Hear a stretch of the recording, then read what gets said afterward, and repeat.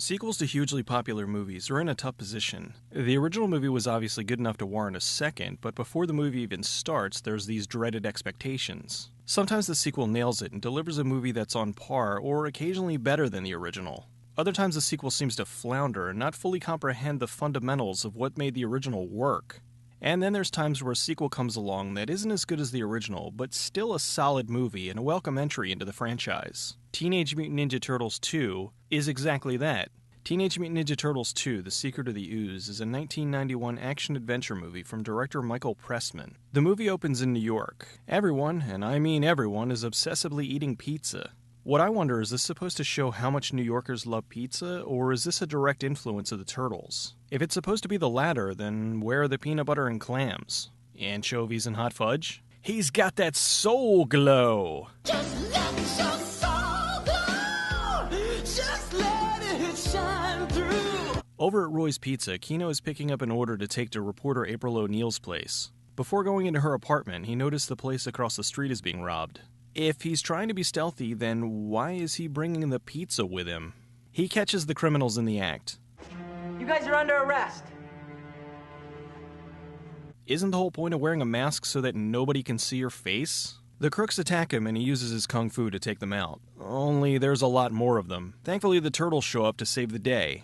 The robbers try to run away. Rightfully so. If I saw 4 human-sized talking turtles with weapons, I'd probably shit myself. Although they aren't even using their weapons, they're using whatever's lying around. They dump Kino into a trash can. All those martial arts skills and he can't figure out how to tip over a trash can? Alright, Leo's got his swords out, but he's not using them. This place is lit up pretty well for somewhere that's supposed to be closed. Kino calls the police and the turtles tie up the bad guys.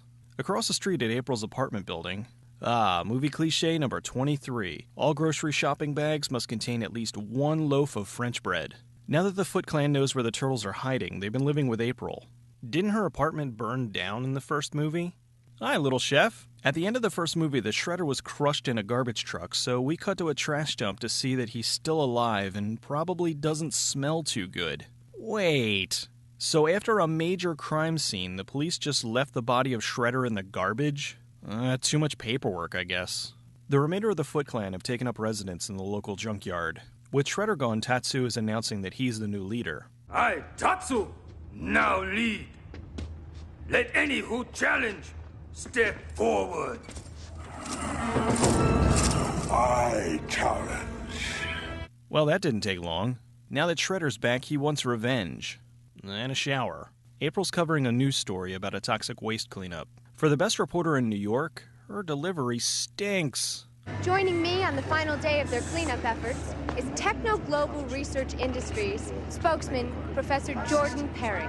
Professor Perry is explaining how his company, TGRI, are cleaning up all the waste across the city. So, tons of toxic waste cleanup and no hazmat suits? Just some jumpsuits, hard hats, and a few rolls of caution tape?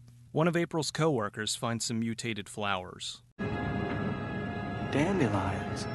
Oh man, if it did this to the dandelions, imagine what it's going to do to my junk. It turns out the kid is actually a member of the Foot Clan. He takes the flower to Shredder. Tatsu, gather your best men. You have a mission tonight. Pick me a giant bouquet of flowers. Back at April's apartment, the guys are cleaning it up. Where's Splinter? He's been up on the roof ever since he saw your report. Really? Doing what? Coming. Splinter must have really liked that report. Splinter explains that the toxic waste being cleaned up is the same stuff that transformed them. He wants them to investigate TGRI to find out more about the Ooze, and so the Foot doesn't get their hands on it.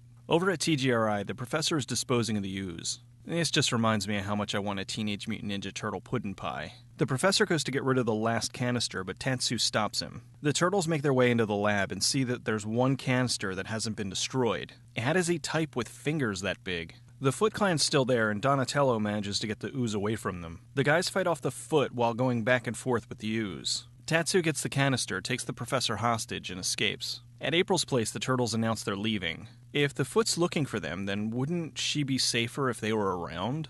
Kino shows up to deliver a pizza and discovers the turtles. Splinter explains who they are to Kino. Shredder uses the ooze on 2 animals.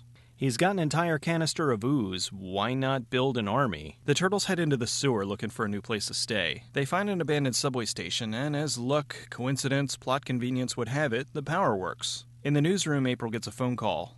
He sounds pretty insistent. Says his name's Donnie. Listen, you can tell Donnie that she's busy with her news manager right now and that she can't. Donnie? Shredder has Tatsu release the creatures. Alright, Bebop and Rocksteady, Toka and Razor? Their creatures are strong, but mentally they're infants. Raphael convinces Kino to try to infiltrate the Foot and find their headquarters. If this is supposed to be a fight to prove they're strong enough to join the Foot, then why are they wearing sparring gear? They bring Kino back to the junkyard, but he gets caught with Raphael. Kino escapes to go tell the rest of the guys. Run home, Kino. Run as fast as you can.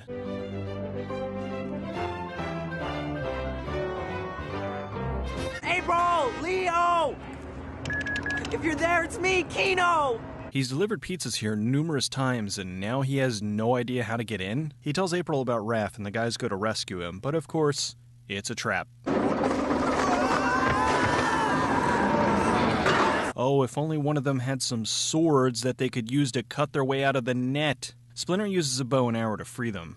With Raph now free, all 4 of the turtles fight the Foot. Things are going well until Shredder calls Toka and Razor. Even though the turtles have been around longer, Toka and Razor are stronger. Don rescues the professor. They find a sewer grate and escape, taking the professor with them. Shredder takes Toka and Razor into the city to trash the place, which alerts the police. Why is the chief of police sitting in the back of the police car? The Foot gives April a message to give to the turtles. See, this is why they should be with her.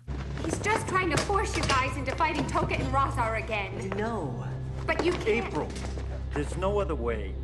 But you guys don't stand a chance. Thanks for the vote of confidence, April. The professor makes a concoction to help fight the monsters. Nice Simpsons product placement. Although wouldn't it have made sense for Bart Simpson to be saying cowabunga? The guys meet up in a construction zone to fight Toka and Razor. Hold on, he didn't use all that ooze already?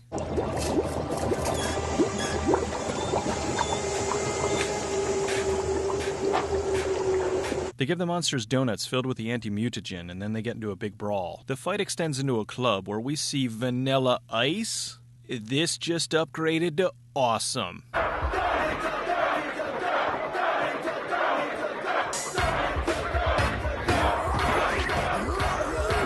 Good thing Vanilla Ice just so happened to have a song about Ninja Turtles prepared. The turtles spray the monsters with fire extinguishers, which speeds up the anti-mutagen, turning them back into a wolf and a snapping turtle. How many times is he gonna sing this song?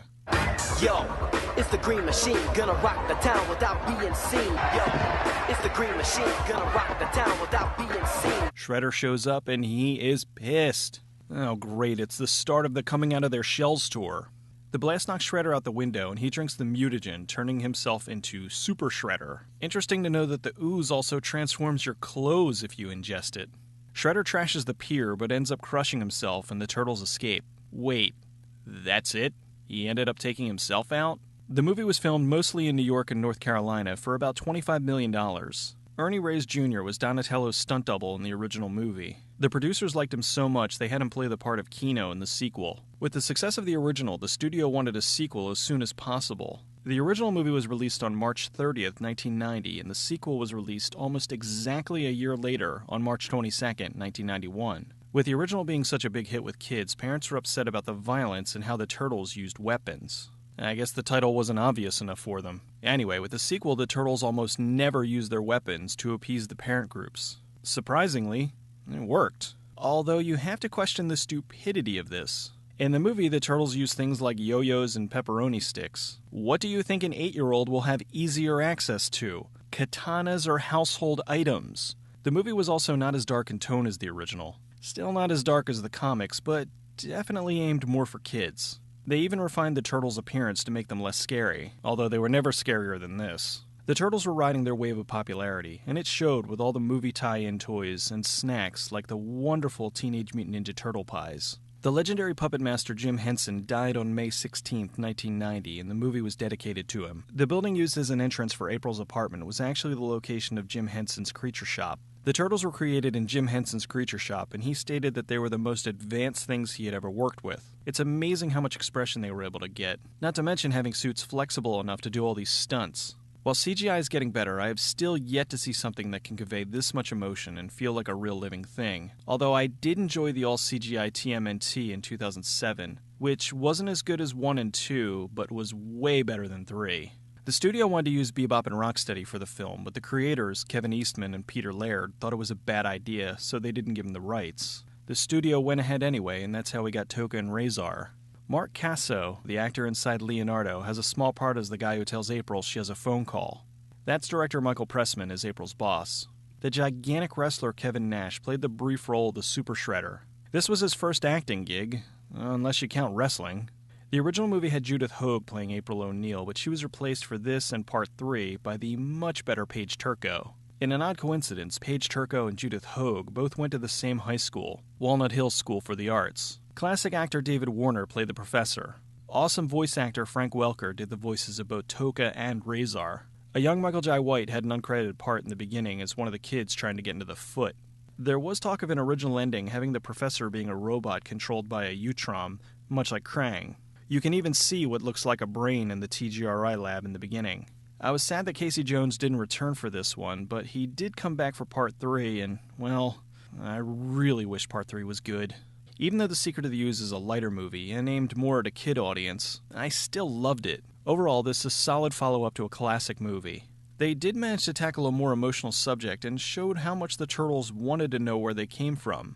With the increased budget, they had over $10 million more than the first movie, so they were able to get some amazing facial movements out of the puppets. This was done exceptionally well when Donatello was lamenting the fact that they were created more or less by accident. And Splinter just looks incredible. They gave him more screen time, and it was totally worth it. This movie kicks ass. The humor, the amazing animatronics, the fight choreography, ninja rap, all still shine as bright as they did nearly 2 decades ago. My biggest gripe is the ending with Super Shredder was incredibly anticlimactic. They didn't even have a hint of a fight, just Shredder yelling and then crushing himself. I'm glad the Turtles are enjoying success with the new TV series, although replacing Cowabunga with Booyakasha seems unnecessary. Although I'm confused by things like the sexy turtle costume. I am happy that the series still lives on, and I do hope for another live-action movie, just so long as it's not the Teenage Mutant Ninja Aliens that Michael Bay wanted.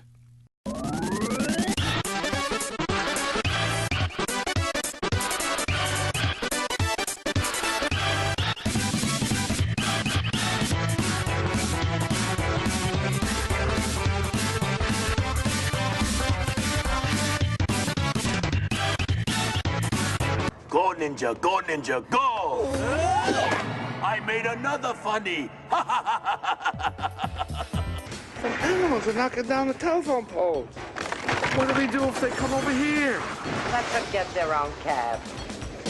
April's doing a news report and meets the Turtles' biggest fan. I like turtles.